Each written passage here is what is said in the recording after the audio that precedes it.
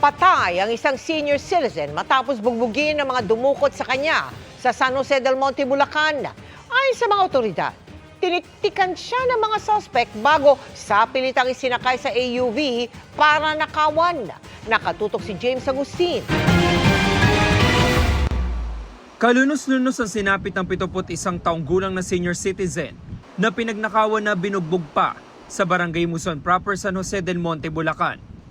Sa imbestigasyon ng pulisya, naglalakad ang biktima ng sapilitan daw isakay sa AUV. Nag-counterflow po itong sasakyan. Meron po silang nabanggang motorsiklo. Tapos po yung driver po ng motorsiklo, nakita po, biglang bumukas po kasi yung sasakyan. Nakita po nila na may binubugbog sa loob na isang matanda. Kaya agad po nakakuha sila ng pansin, kaya po hinabol po nila. Ilang metro pa raw ang itinakbo ng AUV hanggang makatakas ang biktima. Humingi siya ng tulong sa gwardiya ng isang subdivision na siya namang tumawag sa pulisya. Inaresto ang driver ng AUV habang nagpulasan ng kanyang mga kasama.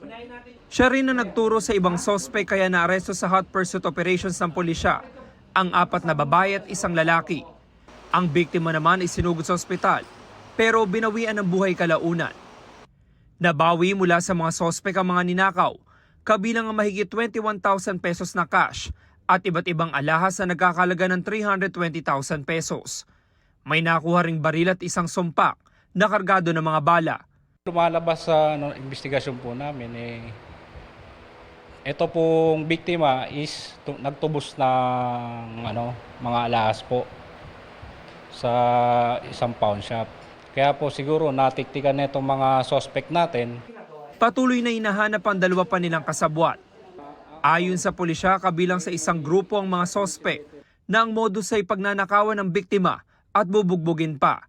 Nito lang Pebrero may nabiktima rin silang isang retired police officer. Itong mga suspect ay nag-ooperate po dito po sa San Jose del Monte at sa mga karatig pong bayan. Na ang binibiktima po nila ay puro matatanda po.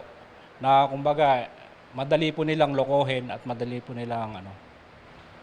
nilang saktan na wala pong kalaban-laban. Nang tanungin ng 2 lalaking sospek kaugnay sa kanilang pagkakaaresto. Driver lang po. Pero alam mo na yung gagawin nyo na yun? Sa'yo ba nakuha yung baril? Wala kaming baril. No comment to.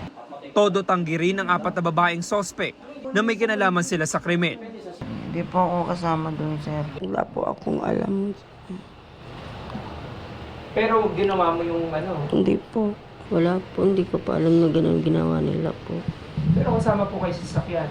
Hindi rin po. Hindi po kami kasama sa pag-ano dun sa matanda. Anong partisipasyon mo?